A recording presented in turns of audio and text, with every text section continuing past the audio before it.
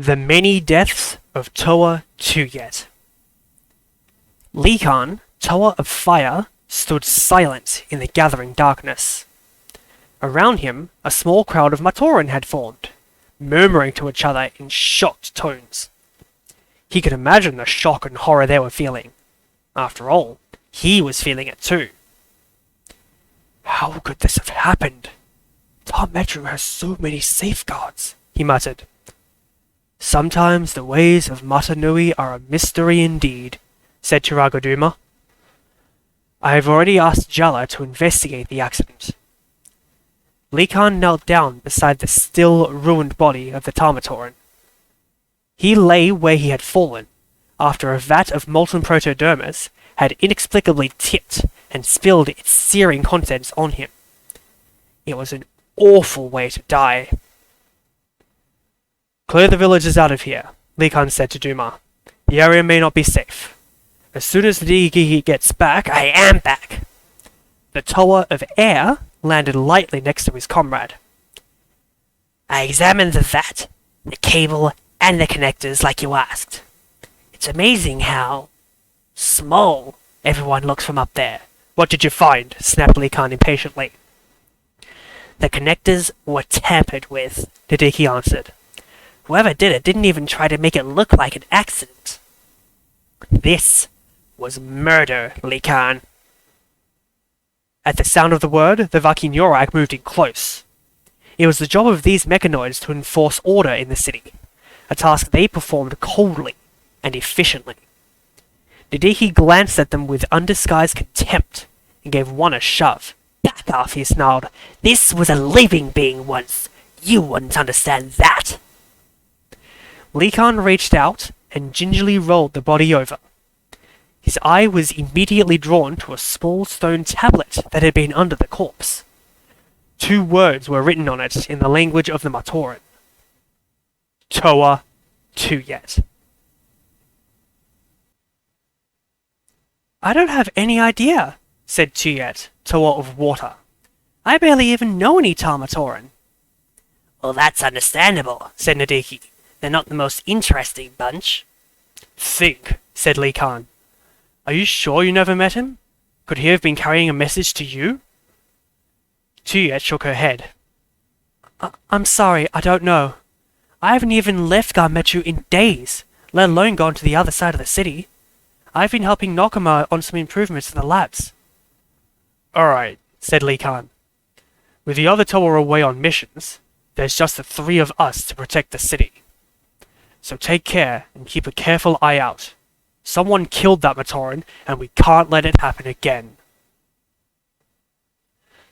Later, Nidhiki and Lhikan walked toward the shoot station. The Toa of Fire obviously didn't want to talk, but that had never stopped Nidhiki before. So, murderous Matoran, said the Toa of Air. That should liven things up. There's nothing amusing about this. Sure there is, fearless leader, Nidhiki said. For example, a brilliant Tower of Fire overlooking the obvious? That's pretty funny. What are you talking about? Okay, let's say this is about some message meant for Tuyet. What if the tablet is only a part of the message? Part of it? Then where's the other part? Nidhiki smiled a bitter smile. He's lying on a slab in Toa Metru, Lhikan, and he's very, very dead. Kongu was late for work. He should have been at his station a half hour ago to relieve the night shoot flow controller. As a result, he was in such a hurry that he never noticed there was something in the road until he stumbled over it. He got to his feet, grumbling and brushing himself off. Who would leave something just lying in the street like that, where it could be a hazard? He had a half mind to complain to the Vaki. Then he stopped. Behind his mask, his eyes widened. The first rays of dawn had illuminated the object in the road now, and Kongu could see it for what it was. A dead Lamatoran, mask shattered from a fall. In his hand, he clutched a stone tablet that read, Toa Tuyet. A cursory investigation by Lhikan and Nidhiki revealed that the cables in which the Matoran had been working had been slashed. If news of one murder disturbed the population of Metronui, word of a second sent Matoran into a panic. Vahi were working non-stop to keep residents working rather than staying hidden inside their homes. Leaving Nidhiki to search for any remaining clues, Lhikan travelled to Garmetru. Tuyet wasn't at the Great Temple or Norkuma's school, and hadn't been seen all day. The lightstones in her living quarters had been doused, but a little darkness had never stopped Lhikan. Pushing the door open, he conjured a flame to illuminate the dwelling. The sunlight startled Tuyet. She'd been standing against the back wall, gazing out the window, lost in thought. When she saw Lhikan, she relaxed, though not very much. "I should have expected you," she said. Lhikan nodded. "There's been another death.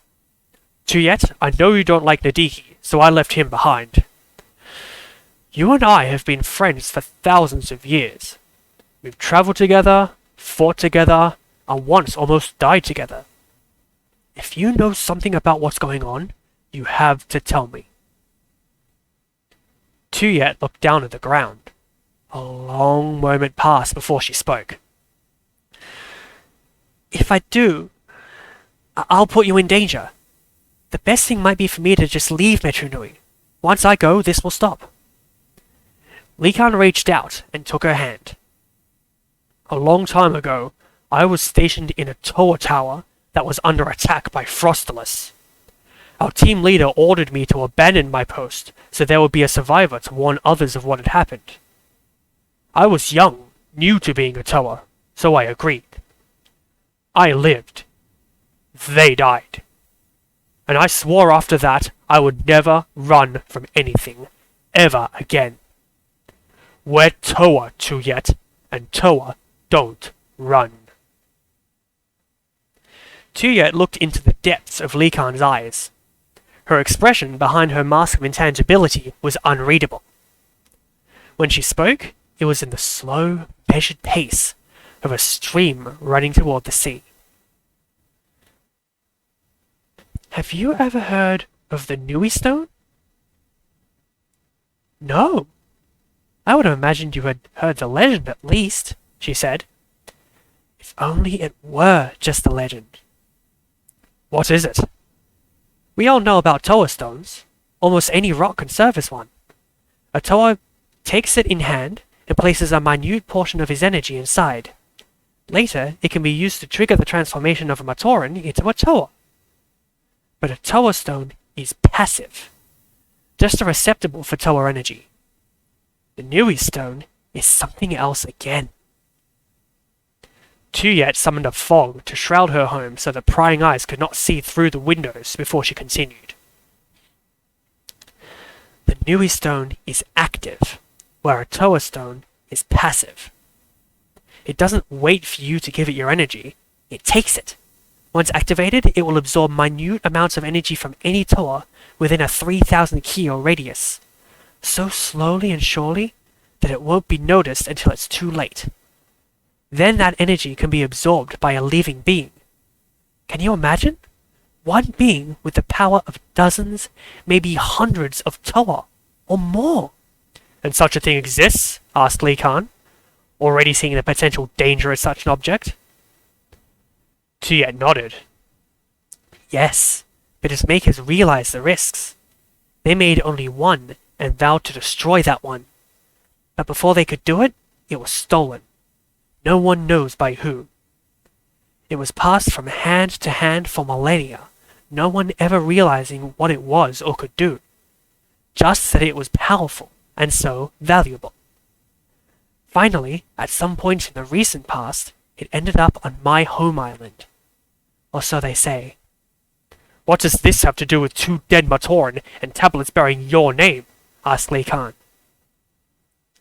"Shortly after I left home, to help you and the others fight the Kanohi dragon here, a team of dark hunters invaded my homeland. They were looking for the Nui stone.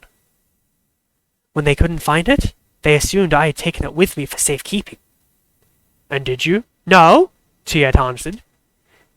If I had ever had the cursed thing in my hand, I would have crushed it to powder. But the Dark Hunters think you have it. They sent me a message, said Tuyet. They threatened the Turaga and Matoran of my home island.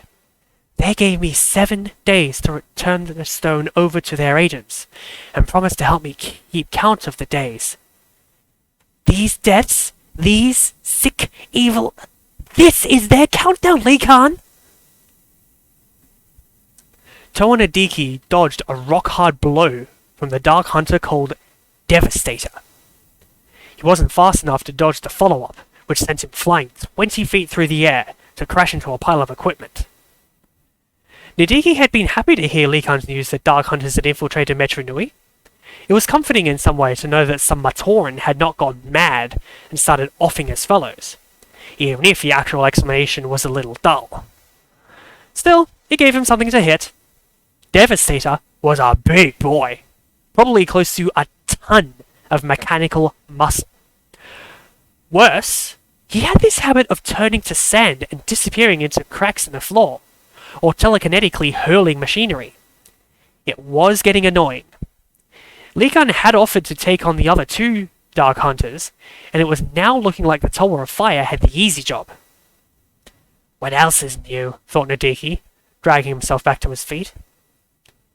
I like you, said the Toa, hurling a mini-cyclone at his foe. You don't talk. So many of you Dark Hunter types talk your ear off when they fight. Must be because all the rest of the time you only get to speak when you're spoken to, right? Devastator grunted and used his mental powers to try and bring a wall down on Nidhiki. The Tower of Air dodged nimbly, grabbed the beam, and hurled it at his opponent. Devastator caught it in midair and bent it in two. Whatever they're feeding you, I'll take a case, Nidhiki muttered. The Dark Hunter pressed his attack. Nidhiki dodged and struck back where he could, all the while keeping a running pattern. That was a cute idea you had, that countdown of dead Matoran. Or did someone else come up with that? Heavy thinking isn't really your line. Nidhiki expected to see anger on Devastator's features. Or maybe even what passed for a smile on the Dark Hunter? He did not expect what he got. An expression of sheer confusion that lasted for at least 2 seconds before giving way to rage. Now what was that about? Thought the Toa. Devastator hurled a few more pieces of scrap metal. Nothing that he couldn't dodge easily, but he pretended to get clipped. When Devastator moved in to finish him off, Nidhiki tossed a cyclone at him. The Dark Hunter evaded by turning to sand and dropping toward a crack in the pavement, but Nidhiki had anticipated him. He'd sent a second cyclone into a nearby protodermis pool and created a water spout, which he used to douse Devastator and turn his sand to mud. The Dark Hunter made a game effort to stay in the fight, but Nidhiki had the advantage and wasn't going to let it go. A few well-placed blows, and it was over. Lhikan showed up then. He could tackle a Dark Hunter named Gladiator, and another who had some sort of chameleon power. The Toa said his opponent had appeared as a one-eyed yellow Rahi, but Lhikan had no idea who he was trying to resemble. That's all of them, said the Tower of Fire. It's over. Are you sure? Gladiator and I had a talk. Lhikan replied. I'm sure. He needs to tell Tuyet she can come out now? Lhikan glanced at Nidhiki. There was something off in Nidhiki's tone of voice, as if the Tower of Air was preoccupied. Yes, said Lhikan. I need to stick these Dark Hunters someplace until we decide what to do with them, and take care of a few priority jobs for Duma. Then I will head over to Garmetru. Then maybe I'll see you there, Nidhiki said, departing. Yes, maybe. It took longer than Lhikan expected to get his tasks done. Night had already fallen by the time he made it to Garmetru. Nidhiki was there ahead of him, standing with Toa Tuyet amidst a crowd of Matoran. A Matoran was lying on the ground, unmoving. From the puddle around the body, Lhikan guessed she had been fished out of a canal. In her hand was the now familiar stone tablet bearing Tuyet's name. What happened? He asked, already guessing the answer. It was awful, said Tuyet.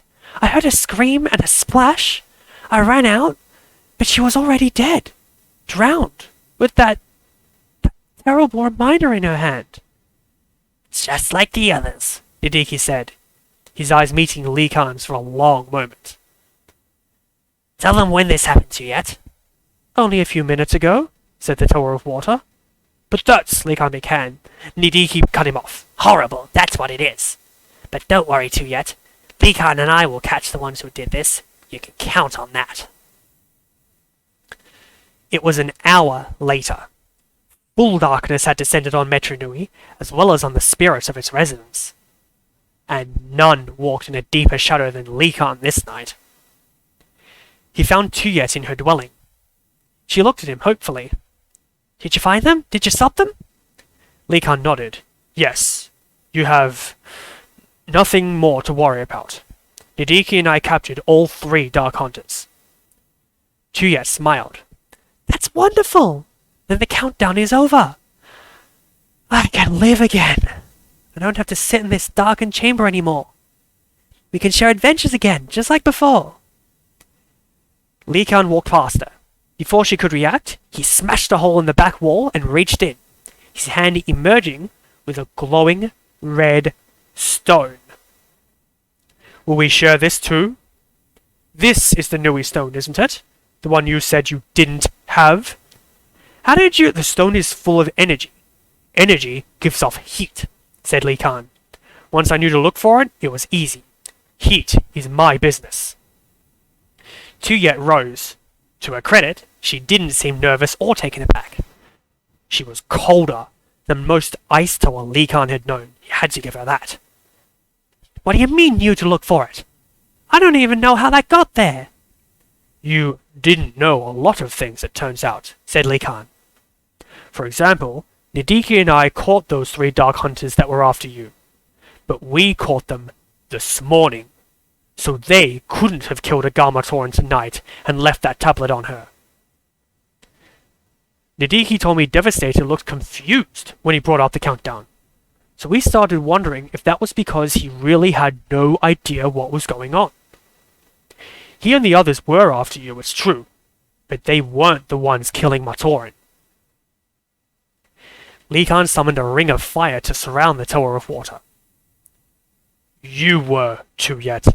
That's ridiculous, Tuyet snapped, calling down a thunderstorm to douse the flames. Have you gone mad accusing me of something like that? The Dark Hunters were right. The Nui stone did end up on your home island, and you did take it with you when you came here. They wanted it, and you knew they wouldn't stop until someone stopped them. So you started this countdown, and then set Nidhiki and I on their trail. When you heard nothing from us, you assumed they were still free, so you had to keep the countdown going. Boom! The water blast that struck Lhikan came out of nowhere and sent him hurtling across the room. The impact made him drop the stone, but it landed inside a water bubble that floated gently back to Tuyet. I thought Nidhiki would be a problem, but not you, she said harshly. You are so trusting, so convinced of the purity of Toa. I don't think Nidhiki even trusts himself.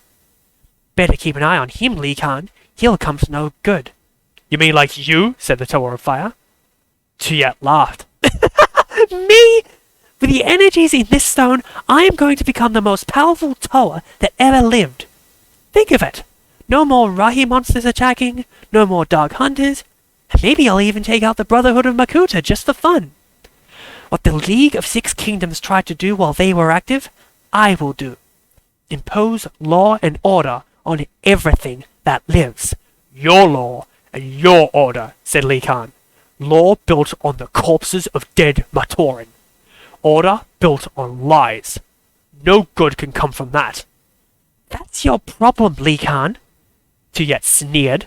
Always following the rules. Always worrying about others. Did you ever think we could do more good if we stopped worrying so much about who might get hurt in the process? The day we stop worrying about that, we become part of the problem, said Lhikan. No. No more problems, Tuyet answered, her gaze shifting to the stone in her hand. I am about to become the ultimate solution. Her hand closed on the stone. It began to crackle, a nimbus of crimson energy surrounding her. Lhikan hurled a firebolt, but she deflected it without even looking at him. Her power was already growing exponentially with each passing moment. In a matter of seconds, she would be able to snuff him out like a tiny flame in a windstorm. "Don't do this!" he shouted. "Remember what it is we stand for! Remember who you are!" "I don't care about who I am!" Tuyet yelled. "I care about who I will become!" The next split second was a blur. There was the sun like a mountain splitting in two, and then the door was flying across the room, slamming into Tuyet. Nidhiki stood in the open doorway, a tornado whirling around him. "Hey dear, I'm home," said the Toa of Air. Lhikan sprang from the floor and closed with Tuyet, trying to pry the stone loose from her grasp. She hurled him aside and then hit Nidhiki with a flood tide that forced him out of the chamber. The next instant, her power exploded, bringing down the entire dwelling. Before the startled eyes of the Tower of Fire, Tuyet began to rise on a column of water. Higher and higher she climbed, until it seemed like she would be able to touch the stars themselves. And she was laughing, a thunderous, horrible sound that shattered Lhikan's hopes and beliefs like they were fragile things of crystal. "I always knew she looked down on us, but this is ridiculous," said Nidhiki. "Are you up to putting a chill in her plans?" Lhikan didn't answer. Instead, he focused his energy on drawing all the heat out of the column of water on which Tuyet stood. The effects were immediate. Water became ice. Before the Tower of Water could respond, Nidhiki had picked up a pole made of solid metallic protodermis and swung it, smashing the pillar of ice to pieces. Stunned and thrown off balance, Tuyet dropped the stone. Out of contact with it, her new powers abruptly vanished, and the sudden shock of such a loss stunned her. She fell. The stone fell. Lhikan watched them both, wondering which, if either, he should catch. He chose the Toa. Nidhiki was fine with that choice. He positioned himself under the Nui stone, ready to snatch it out of the air. Out of the corner of his eye, he saw Lhikan catch Tuyet. The Nui stone came closer, closer. Then a blast of fire knocked it out of the air. "No!" yelled Nidhiki, trying to grab it. But its surface was molten hot, and he couldn't touch it for more than a second. The stone hit the ground and splintered into a billion pieces, whose red glow flared and then faded, for good. "You!" raged Nidhiki. "You stupid, moronic! What's the matter with you?" Lhikan had encircled Tuyet with fiery chains. Although they did not touch her, she could not move without being burned, and they burned so white-hot that any moisture instantly evaporated on contact. With the destruction of the stone, the red glow had faded around her as well. "Sorry, Nidhiki, my mistake," said Lhikan. "I seem to have made a lot of them lately." Tuyet would be confined in the Colosseum, while Duma and Lhikan tried to decide on a fitting punishment. Despite being under guard, she disappeared during the night, never to be seen again.